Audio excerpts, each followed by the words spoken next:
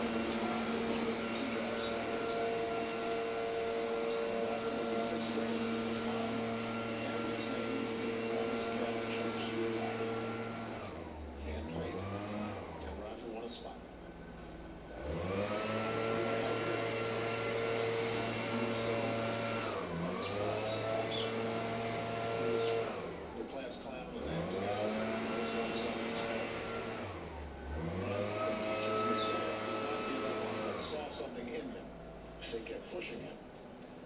And then one summer, when I was on visiting this pastor family, we looked around the room and we realized nobody in that room had gone to college. And nobody in that room had a job. And at that moment, something clicked. And Roger decided he wanted something better for himself and for his mom and for his 2 sisters who looked up to him. So Roger buckled down. He went from failing his classes to passing his classes. He became a member of the first graduating class at the Promise Academy. And today Roger is a sophomore.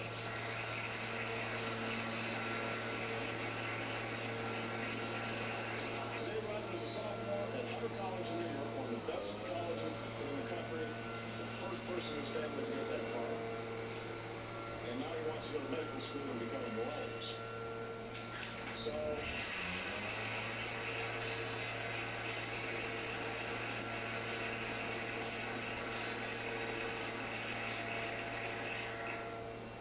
if you want to know why I care about this stuff so much, it's because I'm not that different from Roger.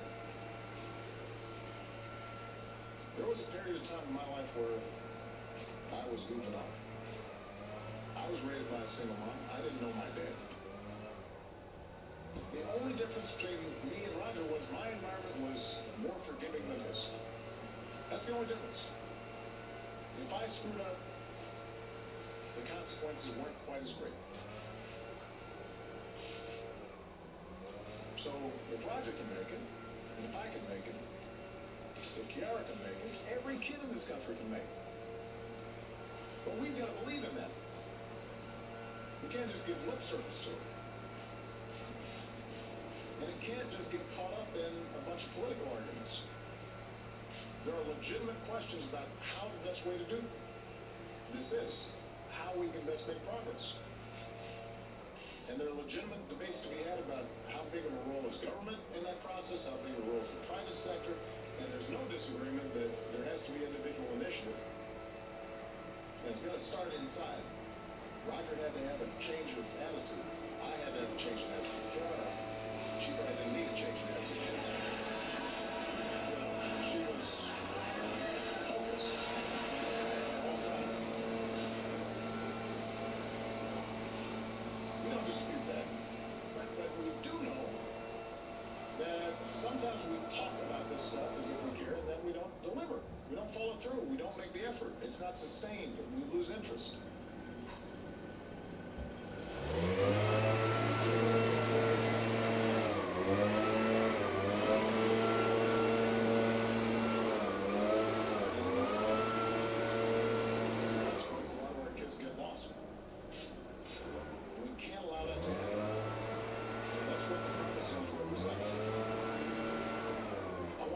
Kids to have the chance that Roger had.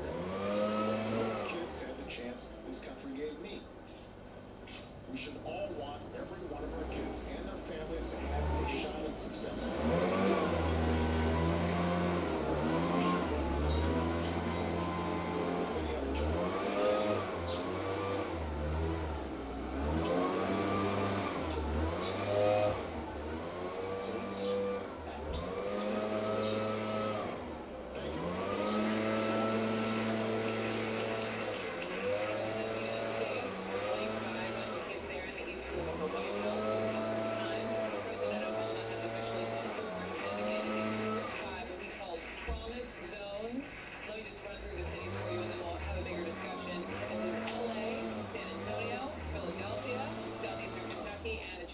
Of Oklahoma, and so this is the map just to explain to you where he's talking about. The what he's talking about is with a little help from the government to just help better these troubled neighborhoods, these parts of the country that need, for at least the children, better access to education, housing, public safety, so that kids are held back, as the president said, by zip codes, but really can forward themselves for hard work. Let me bring in our chief political analyst, Gloria Borger, our senior White House correspondent, Brianna Keeler, and our chief congressional correspondent, Dana Batch, who is standing by for some breaking news out of Washington. So, Dana, we'll get to you. But, Gloria, to you first, because my question is on timing. Because we know, and the president alluded to this, it was just about a year ago in his State of the Union where he had promised, partnering with 20 different cities across the country. Why talk about this now in the lead up to the next State of the Union?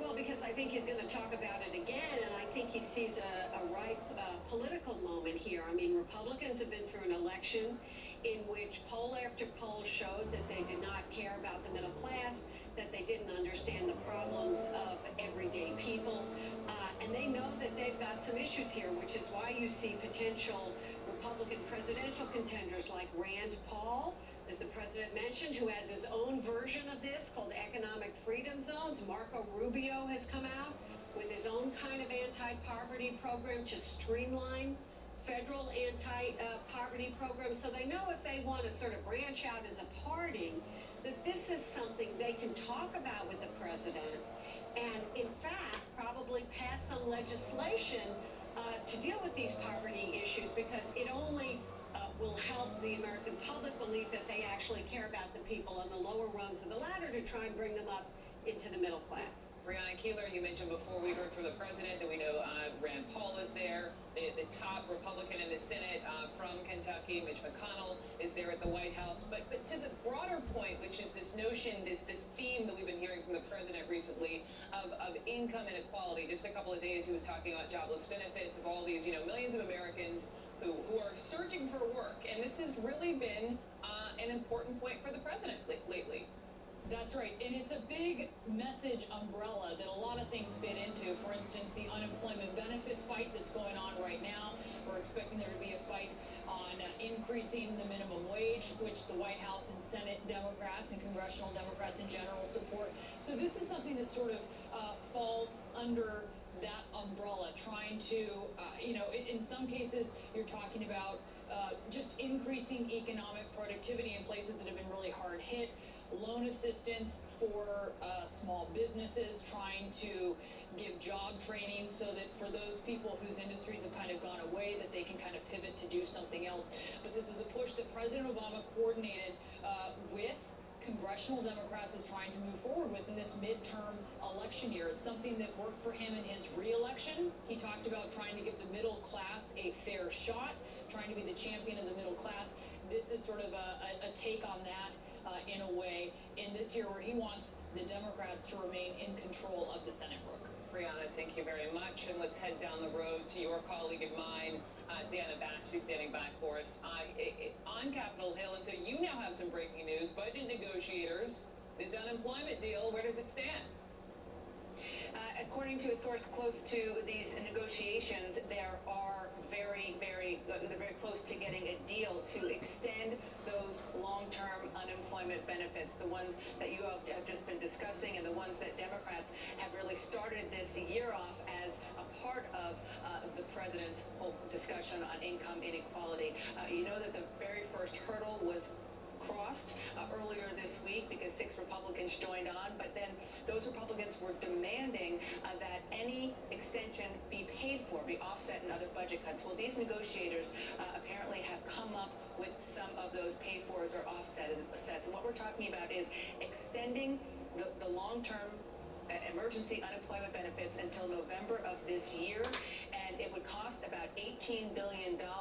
They would pay for that in various ways by extending part of the forced spending cuts or the sequester in a certain area, and also by doing away with what's known as double dipping in unemployment benefits and some Social Security benefits. This is something that one of those Republicans, Rob Portman of Ohio, has been very, very focused on. Now, these negotiations, Brooke, have been between the Senate Majority Leader Harry Reid and his colleague, Republican counterpart from Nevada, Dean Heller, and they've also included the senators from Rhode Island. So the question at this point is whether or not they can get on board, first and foremost, the other 5 Republican senators who agreed to at least move to start debate on this. Many of them we have talked to in the hallway, they have said that they haven't seen the details of this, but it certainly sounds from sources who are close to this that they are getting very, very close to having a deal that could potentially be a breakthrough in the Senate. And I should also tell you that this information comes from our intrepid senior congressional producer, Ted Barrett. Ted Barrett with the credit. You're so good like that. Dana Bash, thank you very much. And Gloria, finally to you, as we're talking on the Senate side, I feel like you and I have already spoken about this, right, with regard to the House and specifically House Speaker John Boehner. How much of a roadblock will that be? Well, I think we don't know at this point.